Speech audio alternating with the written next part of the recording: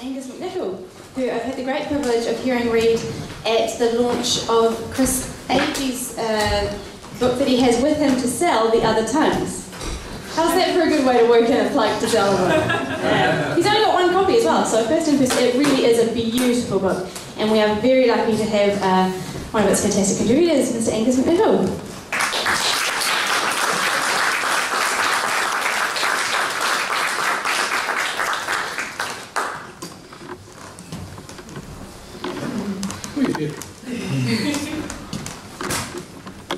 I'm going to begin with a wee bit of name dropping. I spent the afternoon in conversation with Louise Welch, that novelist, on the subject of hell.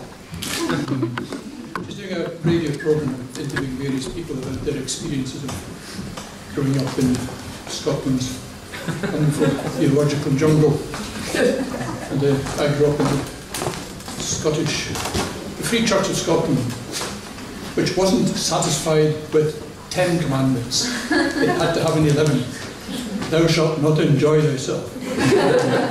Correction, thou shalt not enjoy enjoying thyself. Just a wee twist. And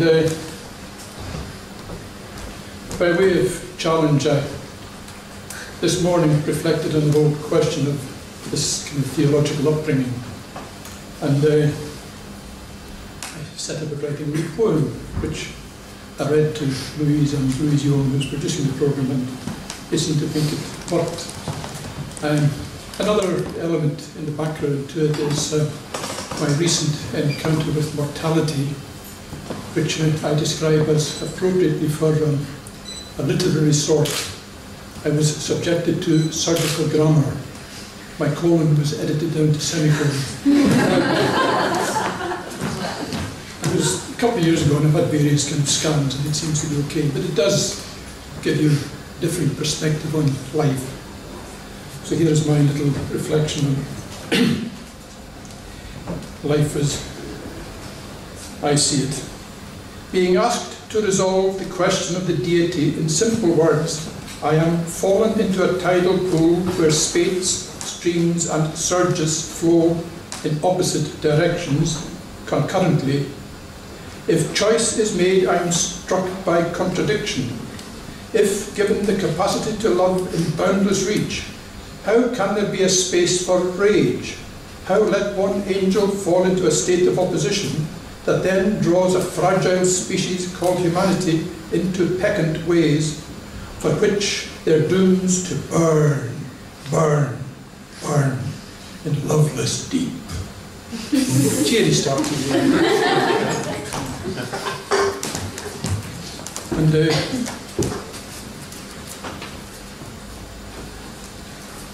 my contribution to the discourse on independence gives you one for the price of three.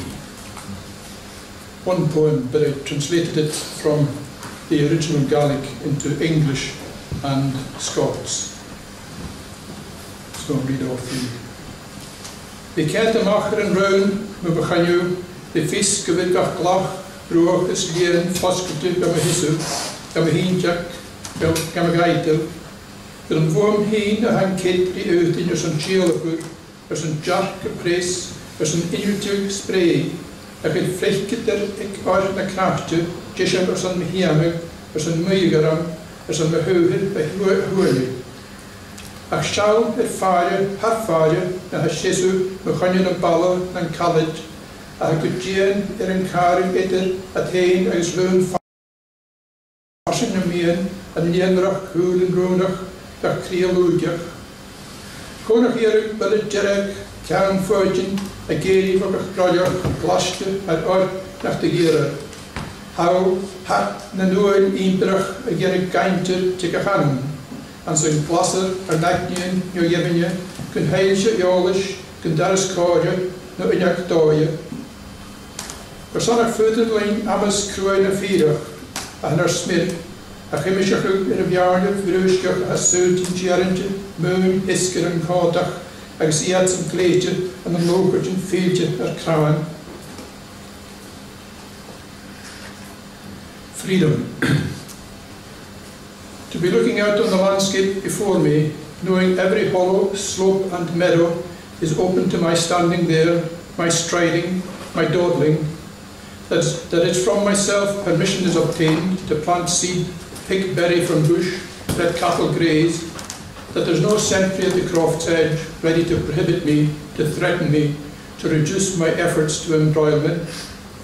But see, on and beyond horizons, how many stand outside the walls, the fences that are securely set between them and the broad field of their desires. Those innumerable longing eyes, every wishing heart. And why not allow a red rage of spent patience to arise from each breast that's locked beyond unwanted borders, beyond imperial vanities that would make a prison of every soul, wherein they might lock our own unresolved minds with no informing light, door of justice, window of hope. Why shouldn't we take reality's objective steel that's in our marrow, aiming at the grinning agents of brigandage who think secure the protecting wealth that clothes them as they take shelter in the layered palaces of our bones? Now, Braid Scots is not my native language, but I'll do my best to do it justice.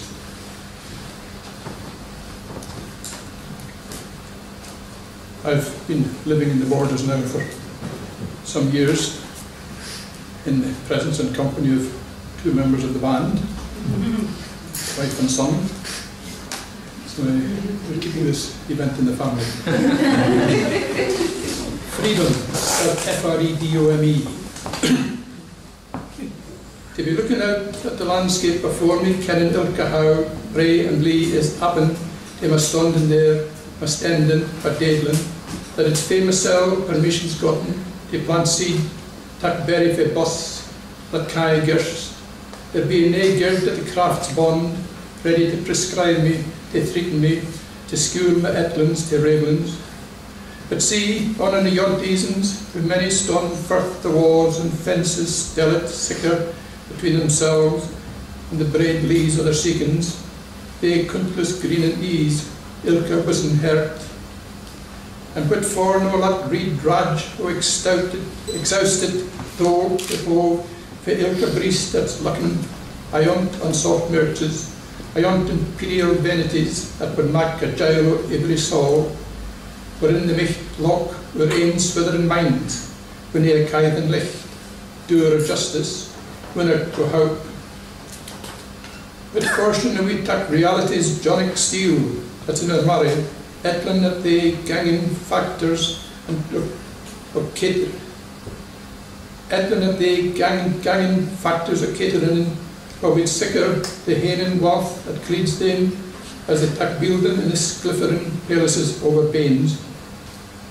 Thank you.